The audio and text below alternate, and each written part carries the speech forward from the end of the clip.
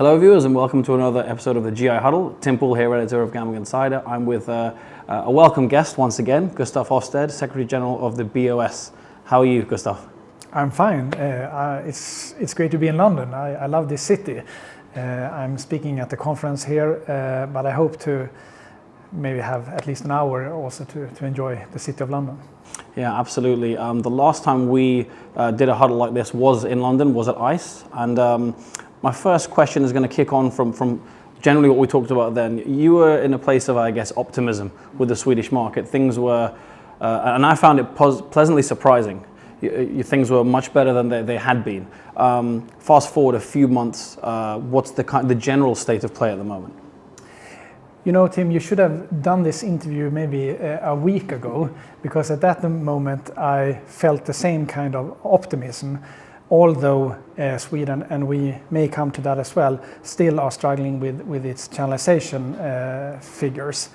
But what happened only some 2-3 days ago was that the Swedish government in their budget proposal proposed that the Swedish gambling tax shall be raised from 18% gross gaming revenue to 22% gross gaming revenue. And I don't know if that sounds a lot or not, but it actually is a lot when you don't have a high level to fall from channelization-wise. We are already in a extremely vulnerable position when it comes to defending our licensing system. And to raise the tax in such a vulnerable situation is not the greatest of ideas. Mm-hmm. We will definitely speak specifically about that topic. You mentioned channelization, and I think every time we speak... Yeah, I'm sorry about that. That's a keyword, that's absolutely fine. In terms of channelization, when Sweden re-regulated, as you've pointed out on a number of occasions, 90% was the goal, channelization rate. You know, we sit here in London, in the UK market, channelization thankfully is very high. In Sweden, figures you've presented recently, 77% is closer to the reality of, I think you said is excluding monopolies, so excluding NGO lotteries, and online casino around 72%. Can you maybe just talk us through what these numbers mean in terms of it's an improvement, but it's not enough? In fact, maybe I've started your answer for you there. Is that effectively the case? It's obviously an improvement when comparing to the monopoly market, because under the monopoly regime, we didn't even reach 50%. So more than half of the gambling prior to 2019 took place on the, at the time, unregulated gambling market. But to perform so badly that you don't even reach 80% in a licensing system is really, really bad, because one shall remember that the ones that were out during the monopoly are serious, well-known international gambling brands, the ones that now are welcome into the licensing system. But when we face a channelization issue in a non-discriminatory licensing system as we do now, the kind of gambling companies that you find outside the market now are not the serious publicly listed gambling companies, but more or less crooks.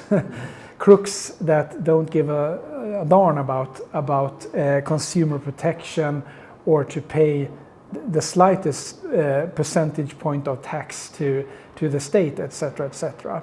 So it is a severe situation, and I'm sorry to not be able to be as optimistic as I probably was when we met in London ICE, because we are leaking. Well, every fourth Swedish gambling krona is leaking, and it makes me concerned when the Swedish government in such a situation creates even additional incentives for the consumer to abandon the licensing system.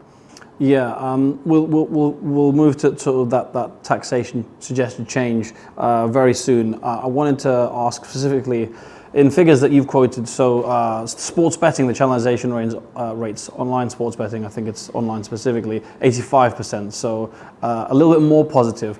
Just wondering personally, what is it about the sports betting sort of landscape that has those numbers, a little bit higher, and as you say, that they're above that 80% rate, so it's a healthier outlook for sports. Yeah, to begin with, my qualified guess is that the numbers are high, but not as high as 85% as we speak. But you're absolutely right that it is easier to defend the licensing system when it comes to sports betting compared to online casino. Why so?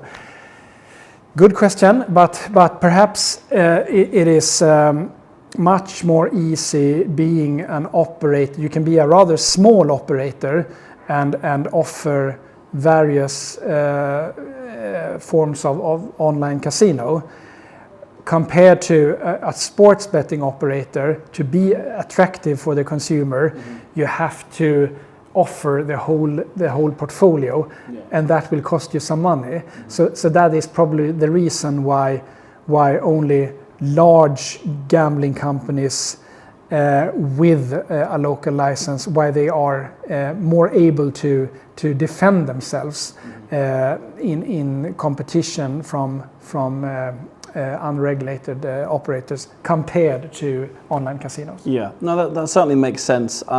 So let's, as you've mentioned already, let's talk about this tax change, 18 to 22%. I mean, you joked that the timing was bad in terms of me speaking to you now and your sort of positivity, but I guess for me as an interviewer, the timing's quite good that we can speak right fresh off the bat.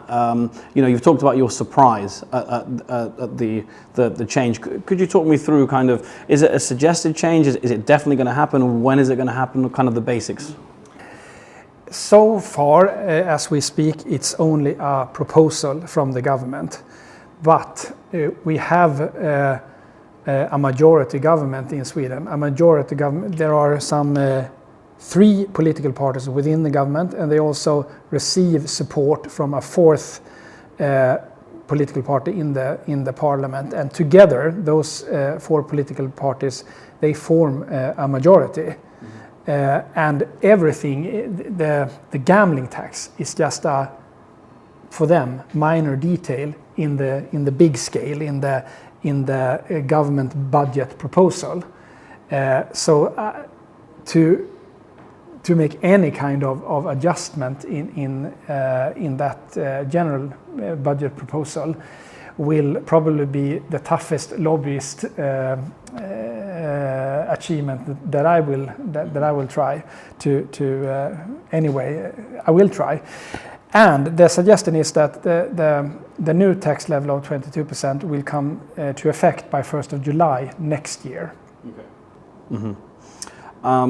18% to 22%, so that's a 4% rise in the tax. Percentage point rise, yeah, but it's over 20% rise percentage-wise, 22 to be exact. Yeah. When we talk about that number, obviously, you've talked about the surprise at which it caught you, so you wouldn't have had time to look into kind of surveys or data or anything like that. But in terms of effects on channelization rates, we've got that, I guess, not small, but a certain percentage rise in tax rate. How much could it cost the market in terms of channelization rates? I don't know yet. I don't know, but I do know that we have 72% online casino channelization now with an 18% tax level, whereas the state goal that I also believe is the right one is 90%, and it certainly won't improve the channelization. Sometimes I hear arguments from the governments and from other stakeholders that are not so worried about raising the tax level, that, hey, look at other jurisdictions, look at Denmark, they raised their tax to, I think it's 28% now. And that is true, but it must be stressed that Denmark, they operate from a totally different level when it comes to channelization. They have plus 90%. And at such level, maybe you can have the luxurious behavior of increasing the tax to such high levels, but Sweden can certainly not afford that. So I think it's probably fair to say, since re-regulation, on the occasions we've spoken, it's a bit of a roller coaster ride. Like I say, our last discussion, very positive, but now a bit of a bombshell, and the timing as well. Yes, and it was a bumpy road, as you say, Tim, during the Social Democrat-led government, and we had a rather trigger-happy minister at those days, and the government changed a year ago. And we, wrongfully, it turned out, believed that this new center-right-wing government would not just understand, but also accept the fundamentals of channelization and how to create an attractive gambling market, attractive for the gaming consumers, because one shall not forget that whether a gambling system is a success or a failure, I don't decide that, nor does the government. It is the consumer that decides where she or he wants to gamble. And I thought that this center-right-wing government would understand those incentives and conditions that sort of define whether a gambling market works or not. But I turned out to be wrong.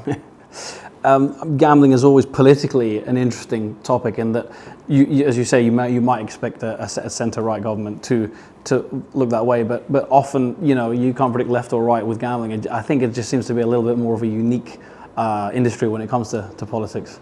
Certainly, because there are so much psychology and so many emotions involved as well. To some extent, that also makes it interesting to work within this industry. But you, at the same time, when you get too emotional, you sacrifice key issues like consumer protection, protection, we know that a tax increase will lead to lost channelization, that Swedish consumers will search for their gambling outside the well-protected Swedish gambling market to operators that offer no RG, no consumer protection, and that pays no tax, by the way, to the Swedish government, and that is sad. I wanted to talk to you about marketing and advertising, and this is more of a statement than a question based on something that you've said quite recently, that excessive marketing, maybe at the birth of a market, or like in Sweden, the re-regulation of a market. I found it interesting that you said it will happen, but it will actually correct itself. So I guess your suggestion is that the best thing a regulator can do is perhaps get involved as little as possible. I believe that the legislator and the regulator are obliged to, and they have the right to regulate the content in marketing. That's fine, and that regards consumer protection as well. But I have seen in many jurisdictions that legislators are also tempted to regulate the volume of marketing. And that is something that I can never stand behind. Because how shall you do that in practice? Shall I hand out the right 10% to operator A, 10% to operator B, 10% marketing volume to operator C? That is called a cartel, and at least Swedish competition law prohibits me from doing so. So I believe that when going from a monopoly to a licensing system, the legislator and the regulator, they better prepare for 2-3 years of excessive marketing. And when those years have passed, things will go down to normal levels again. And that is exactly what happened in Sweden. The marketing is half the volume now compared to when Sweden re-regulated 2019. Yeah, I think it's a compelling point and an interesting point, but Before I ask you our traditional where do we go next with Sweden question, that's how we're going to finish off. Before I ask you that one, I wanted to ask you about, you've talked about cooling off periods recently as well, and I think it's fair to say you're against cooling off periods. My question to you really on that is, if there is an operator, quite an established operator that's been in a grey market that obviously the cooling off period is designed to prevent them from gaining any sort of first entry benefits or anything like that. As opposed to a cooling off period, how do you sort of address their prior involvement, which maybe not illegal, but certainly wasn't, regulated in every sense of the word? What is the alternative to a cooling off period?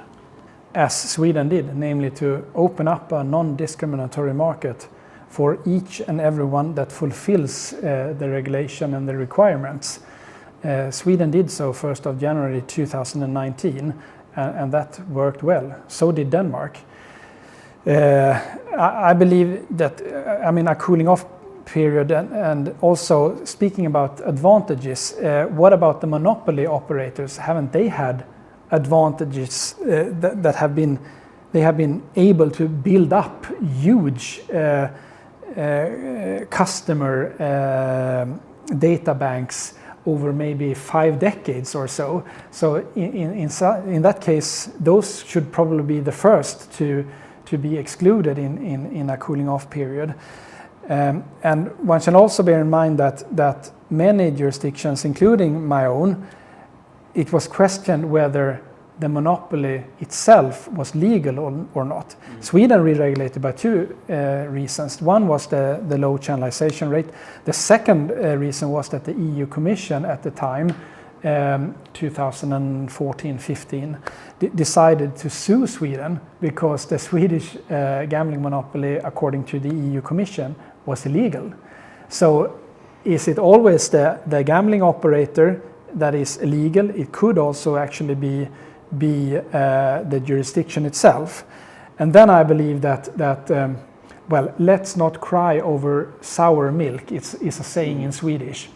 And I believe that, you have to leave that behind and start fresh with a non-discriminatory system where you allow all operators from day one to operate.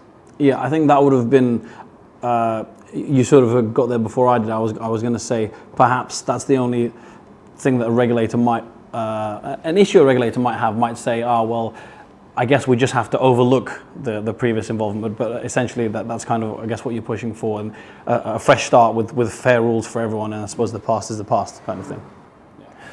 I believe that is the only way to be successful, because otherwise to start freeze out the operators that you actually want inside the channeling, the licensing system, is to give you a tough start. Mm-hmm. Well, as we've said, that's a different approach to that was taken in the Netherlands. But back to Sweden. As I said, every time we speak, it's a great question to ask at the end, because we don't really know what will happen next. There's always something new, as we discovered within the last week. In terms of where we go next for Sweden, I suppose now that the main issue is going to be this taxation change. What can we expect to hear from you or from the market in general in the sort of coming months, and with 2024 on the horizon? I believe that we will hear much from the large operators in Sweden. Probably not so much from the state operator Svenska Spel regarding the tax issue, since the state, they are his master's voice, being a state operator. But for example, the horse betting operator ATG, they are very large in Sweden and very successful. I forgot the numbers, but they have already communicated their losses due to the tax increase, and in their case, their profits go directly to the Swedish horse NGOs. So it is a severe blast to many operators. Also, obviously, for ordinary commercial operators. I hope that we will not give up on this issue, although it may be difficult to persuade the government to change the tax increase now.